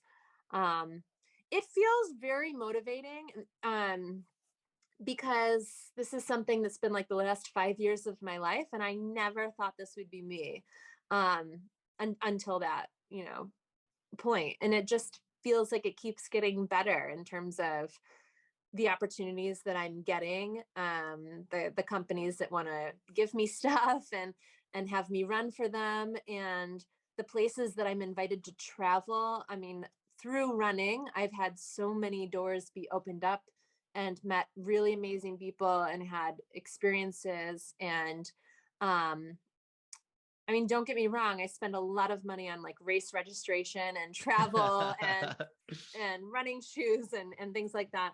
But I think that's one of the things that's been like one of my life's great like surprises so far, is, in my 20s, I never would have thought that this was where I would be.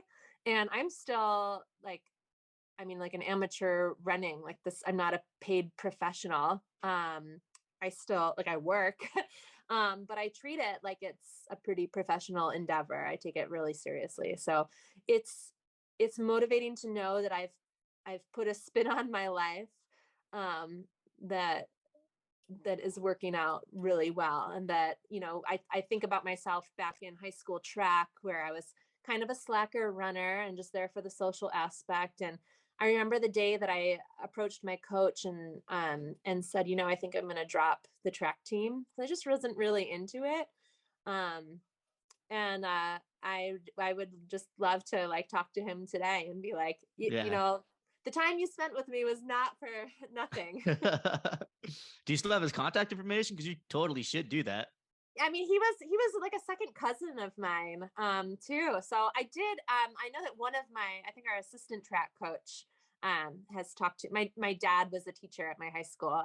And so I'm pretty sure they've chatted about it, but it's been interesting, like in the age of social media and parents on Facebook and hearing them, they'll tell me they talk to their friends about what I'm doing or shared things with them. And when I run the big races and they post online, and it's something else to sit there and scroll through the comments of like your old teachers and neighbors and friends of your parents and to read them like congratulating you or wishing you luck. That's a pretty incredible feeling, to feel so incredibly supported, and to have people watching. So what's your relationship with social media? I'm involved. Yeah, I know that. I'm pretty much, I do Instagram and I do it, usually a lot. I mean, I very much enjoy writing, and I've always enjoyed writing and getting feedback and using it as a way to connect with people and have conversations, and just feel connected with others. And so I tend to write a lot. So I tend to max out my space on Instagram, which I've been asked like why I don't have a blog. And honestly, I really suck at things like setting up a blog, like a blog website. Like that's one of those little tasks that I can't seem to find time for, that if someone could just do it for me, but of course I'm not going to ask someone to do that. But yeah, so I write a lot. I write, very honestly and personally, and I've not been afraid to get pretty personal at times, but I found that while it's pretty vulnerable and definitely opens yourself up for criticism, people don't usually criticize like directly to me, which is great. They keep it to themselves or speak away from me. That's fine. But overwhelmingly, I've had really positive responses and interactions to things that I've shared. And I think that's just because it's very human. And me as a runner, I'm a human first. And I think I look at running as like the lens through which I experience being a human, because so many things I learn from running and experience, I can just directly apply, to life. So anyway, so with social media, I tend to write a lot about running and races, but a lot about other things too. And just try to give like a really, especially because like I'm not a professional runner. I'm not someone who, ran competitively in high school and college. And there's this like long string of history. I find myself here through a variety of experiences, and I enjoy sharing that with people and just showing that whether it's running or whether it's something else in your life, you know, things can change for the better. So much, you know, positivity is possible. But also like, hey, this is a realistic view, and not everything's always, you know, wonderful and cheerful and good race results. And yeah, Sometimes so you I think DNF. sometimes the DNF, and sometimes really, really difficult things to talk about. And so I think people appreciate seeing that. I think a lot of times, I mean, what we see on social media and what people call like the highlight reel of people's lives, they only share the positive things. And that's fine, because sometimes people just want to share that, just like some people don't want to share anything at all. I try to share the, you know, the whole gamut of everything, just because maybe selfishly, I tend to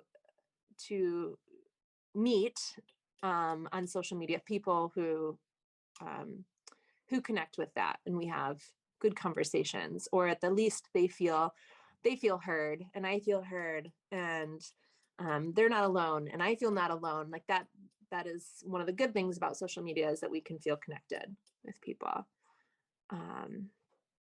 Yeah. Who inspires you? Ooh, good question. Really good question. Let me. I'm pulling out all the good questions right now because I'm Yeah. like, okay, we're close to 2 hours. I don't want to go too much Yeah. over. I'm like, let me get the fucking good ones in. Yeah. Who inspires me?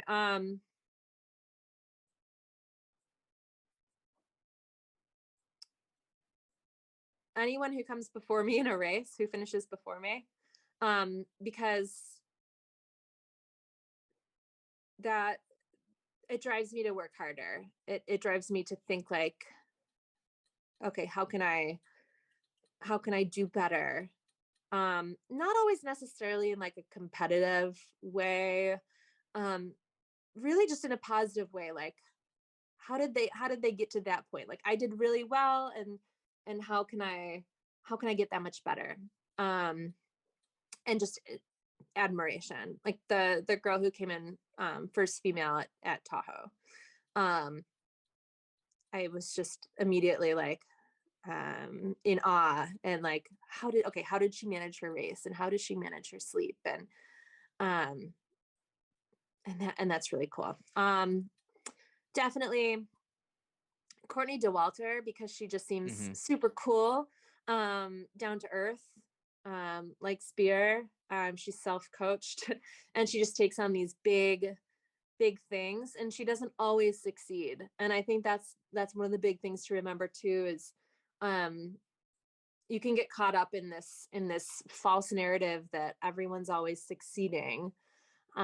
Everyone is not always succeeding, and you don't need to either for things to be meaningful. So I think that's something I try to tell myself over and over again. My friends, I have a really cool circle of friends. Seems like it. Yeah. I just don't know how I've gotten so lucky to be here in my mid-30s and be surrounded by so many amazing people. But when your friends inspire you, that's a really good thing. And they do a variety of things. I mean, I've got an amazing friend, you know, long distance hiker, peak bagger, like we were talking about, back east. And she throws down when she's out there climbing mountains. And she's a great, thoughtful person. My best friend here is a super talented rock climber and runner. And she like does skimo, and she does some mountain biking, and just she throws her all into everything.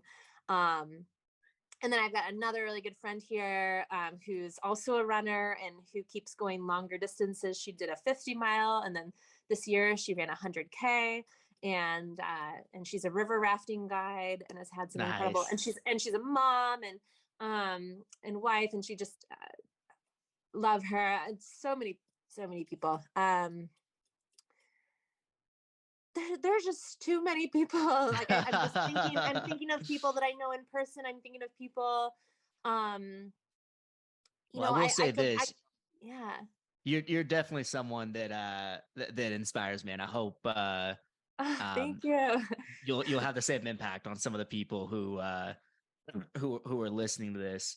You know, To I have to interrupt you because this is one of the coolest things about that question. It's such a huge question because inspiration is drawn from so many places. But like when I see you traveling and living like this more nomadic lifestyle and living in different countries and doing things that I might be uncomfortable doing, and then going out and scuba diving and taking these things on. When I think about you, though, I think about the lists of the goals that you make and then how you share them and the progress you've made during them. And Mhm. that I'm always like, I always like zero in on that and I take that and think I need to do that. I like that seems like such a great way to live your life with like intention. So like Mhm. I pull that from you.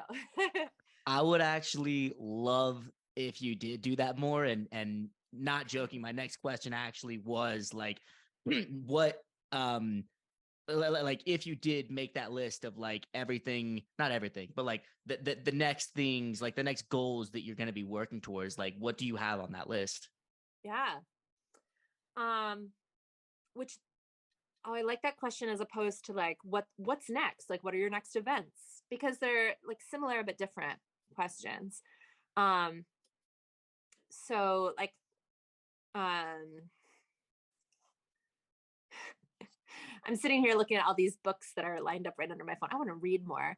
I want to read more books. I want to finish up my A license skydiving, which I started that back in February of this year, and it just kind of fell by the wayside. Although I now have my own rig and helmet and altimeter and everything, so that's cool. So I'm just a couple of jumps away from that. That's got to get done because I think that's an amazing complementary sport to running. Um, I want to figure out what my one goal is to figure out what my running goals are. Like, do I want to get faster at a specific distance, or do I want to like keep pushing really long distances? Mm-hmm. Um, I want to um, I want to climb some more mountains.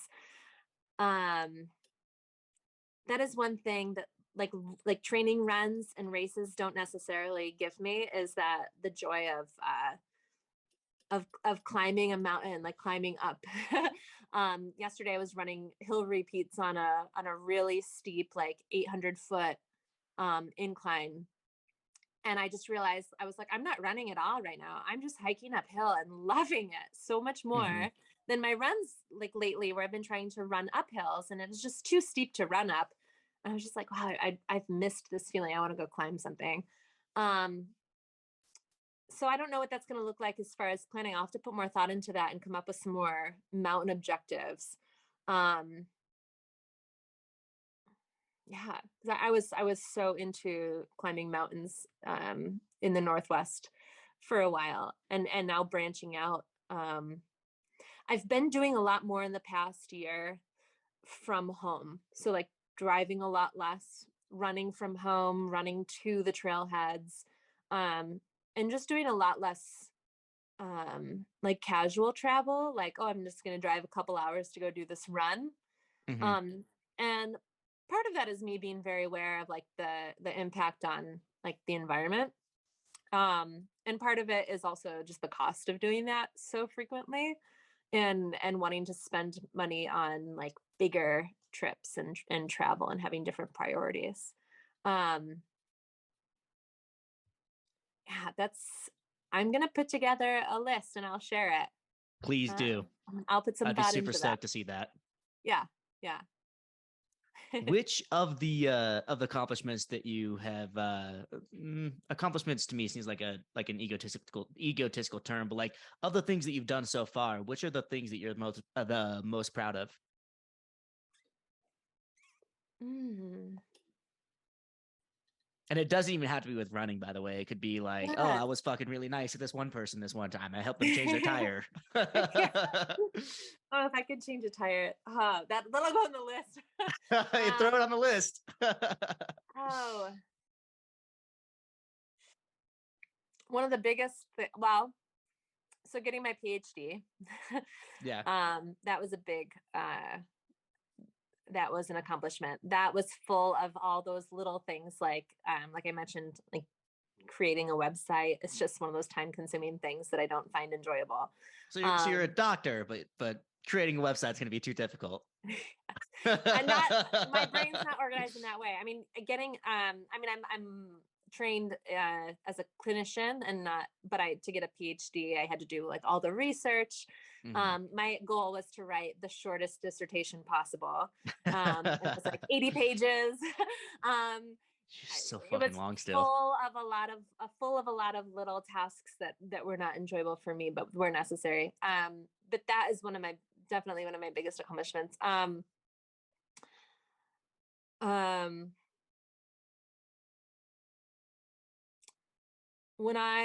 after I moved to Bend, and I told you like the PCT and the person I was with and all that stuff, we had moved west together after the PCT, and breaking out of, so funny the words we choose to describe things, breaking out of that relationship, but kind of finally moving past it after many months of friends trying to be supportive and help and give me other options and things. My dad helped me finance a camper, and I did camper life for a year and a half. And in that year and a half, I was incredibly independent. I lived, mostly in the national forest in different places by myself. I think that's where I built up all this strength that I think now that I have, just, being brave and learning to do things on my own, reading manuals for how to fix the heater and how to use the, stabilizers and the automatic like tow hitch, just like things like that I normally would have asked for help for and had to figure out on my own. That whole experience of just living that way independently. So that was definitely a huge accomplishment. Definitely my first two podium finishes that I had this year, at 100K and the Tahoe 200.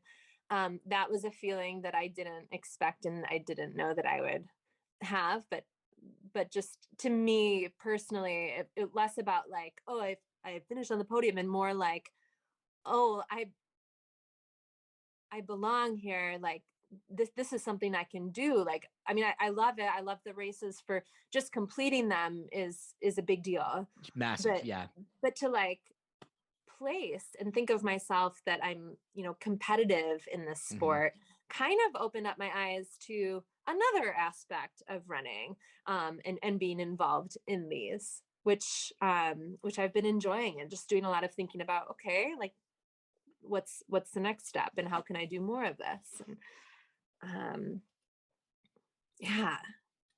And I've got to say, the first, and this is funny because I'm missing it right now, and I haven't done too much of it, but the first time I skydived and landed on my feet, because the part of the reason that I started doing that sport was because I spent a lot of time like climbing mountains and climbing mountains, like, a little bit, I don't know if I want to say dangerously, kind of sketchy climbing, we'll say, which is like very thrilling for me. My job has been not to fall. So when I, learned how to skydive, it was kind of telling my brain, okay, now go against that. And just a really cool new and different skill. But that feeling of the first time that I stuck a landing, there's just nothing like it. When you stand up and you run it out. Or just not even have to run, just like stick it, and then you're just like, that's it. Perfect flare time. So good. I had a time, one of my more recent skydives, and it's the reason why and I would recommend to you to like once you get your A license, like continue to maintain your currency. Because like with skydiving, it's like when you don't do it for a couple weeks, especially being so new, like someone pre-A license, like you're going to lose your skill. Going like 6 months without skydiving, like the best analogy that I could come up with would be like going 6 months without going to the gym, then throwing on the weight that you normally do and trying to bench press. Like it's not going to work. Like your skills have degraded.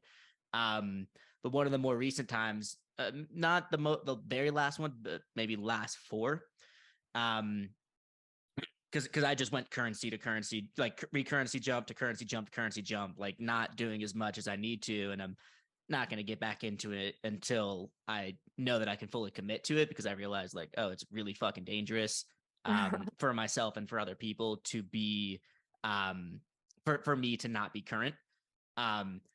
Landing well feels so fucking good that I did a jump where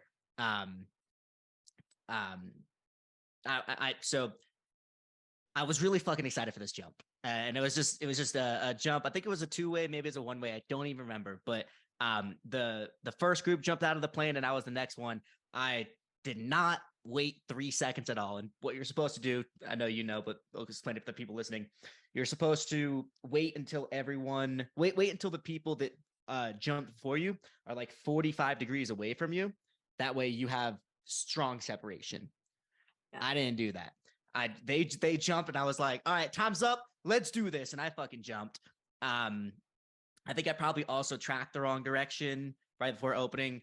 Total shit show of a jump. 100% my fault. But then I opened up my parachute, and I'm about to look, I'm about to start doing my canopy checks. But then I see another parachute right in front of me coming towards me. And I'm like, that's not good. Let me fucking yank on my right rear riser. Right. I didn't even do it. I by the time I processed what was going on, I didn't even have time to hit the rear riser. He passed me, and he safely did that. But then I go in for my landing, and I stick this landing so fucking well. And not so fucking well, actually decent, but for me it was so fucking well because my landings are shit. I never got my flare on time, but I stuck the landing, and I felt so fucking good and so proud of myself that I was glowing with excitement. I ran back to the packing area, and this dude comes up to me, and he's like, hey man, that was the closest I've ever been to dying, and I have 3,000 skydives. And I was sitting there with a smile on my face, completely forgot that just happened. Yeah. Yeah. Oh man. Isn't that just when someone comes up to you and you're like, not cool, dude. Yeah. I was literally just like I went from like so happy to like, so sorry for almost killing you, dude. How do we resolve this? Like, do you punch me? Like, what's the next step? Like, do I owe you money? Like, I know. Like, you pretty much listen to them, acknowledge it, feel like shit, and don't do it again. I feel like the skydiving community is a really interesting community, because you got all these like adrenaline lovers, like adrenaline thrill seekers, and a lot of time that crowd comes with also some like careless people too. And there's certainly careless people in skydiving, but like to become a skydiver, you can't be the most careless. Like you've got to at least be able to get your license, which requires a lot of like focus and discipline and doing things carefully, in like pretty intense situations. And so I think it's really hilarious that the group of people who are in the skydiving community, and then like the risk takers and the people who go do the swooping, and then when you're a newer skydiver or you're at a different drop zone, everyone's like super critical, and you're just like, I don't want to make mistakes. The thing about skydiving that's different from any other community that I've seen is like, I don't know if you saw my story. This weekend, I was doing some diving on a Colombian island, and the people that I was doing it with, they had their open water certification. So they're very entry level certification. They're certified to go down to 18 meters. And the shitty dive shop that we were at took them down to 36 meters. Oof. Twice as deep. And there's a lot more that can go wrong. And it's exponentially more dangerous the deeper you go, especially not having had the training and not even knowing what a no decompression limit is. They have no fucking clue what that is. And the dive shop completely recklessly took them down to 36 meters. We get back up, I get on the boat, and I tell the girl, I was like, hey, I just want to let you know that was really fucking dangerous. And her response to me was, well, I'm still here, aren't I? And I was like, that's not the right response. And you do have those same type of people in skydiving. But what's interesting with skydiving is those people literally fucking die. Yeah. Like, it's not it's not like they last like a lot of people in like deep into skydiving, they've got thousands of jumps. The people that have the perspective of like, oh, I'm going to take I'm going to be a risk taker. I'm going to, not take safety seriously. Like they literally, like they get into base jumping, then they just die. Yeah. I was reading probably in one of the parachutist magazines, like the list, the statistics report for the year of incidents and deaths. And it's amazing. Like the proportion is much greater as you go through like BCD license, because you're doing, when you get those higher licenses, you're doing like much riskier skydives. Yep. So it's, the more risk you're willing to take on, the more careful you have to be. And if you are not, you will really fuck yourself up. Like you will fuck your life. Yeah. It's amazing. I mean, it's one of those things, like the most careful skydivers are like the newest skydivers. And you can certainly like do thousands of jumps safely, and be de-licensed and still be a very safe jumper. My boyfriend's almost to 200, and he's looking at getting his B, and he ultimately wants to base jump this coming summer. Yep. And you have to just really make good, smart decisions and not let like, oh, I worked so hard to get here, or I'm only here for one day, or, oh, it's, it's just a little breeze. You can't let those things, affect your decision making, because that's how you die. And you don't, yeah. With skydiving, at least you get a second parachute, although so many crazy things can go wrong. You just have to be really, really smart and on it. But it's such an interesting activity. I do, at this point, I feel like I'm very much looking forward to my next jump. And it has been so long. I did take the packing class, but it's now been a couple months since I've packed. And so that is like, retake it. So could not. Yeah, I'm going to be just starting. I mean, not completely from scratch, or like some of it will come back, but I couldn't do it by myself. But there's so many things that I'm like, okay, I'm going to have to go sit down and like flip through the book and look at, procedural things, and just make sure before I take another jump, which will be a coach jump. So at least that'll be good. Yeah. Well, how long has it been? A couple months. So literally, I mean, you don't have the option for it not to be a coach jump. Exactly. And I wouldn't want it to be either. It feels better. And most places that you go, they'll be pretty thorough, especially when they know how long it's been. Yeah. But yeah. If they're not thorough, don't jump there. Yeah, definitely. Yeah. So, yeah. All right, Emily, there is mountaineering that I want to talk to you about, more skydiving. We didn't even get to Bhutan, this massive, like the king of a fucking country inviting you to come run and flying you out in a helicopter when you DNF. Like there's so many things that I want to talk to you about, but I want to make sure that we keep the time at the amount of time that I think people are willing to listen to a podcast, which is going to be about 2 hours is probably what is the max that I can reasonably expect. Awesome. But I had a lot of fucking fun talking to you.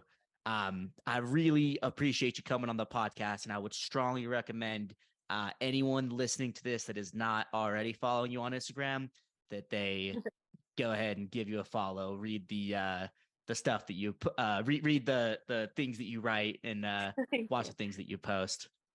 Thank you. That's it's awesome. I love to connect with people, and even I know, there's people who are like, oh, I don't always read everything, but sometimes there's nice photos and things too, and sometimes I try to keep it shorter, but it's just my personal diary. So But this has been a super fun conversation. We could always do part 2 and talk more about the snowman too.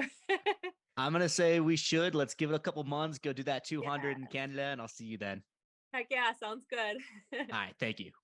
Yeah.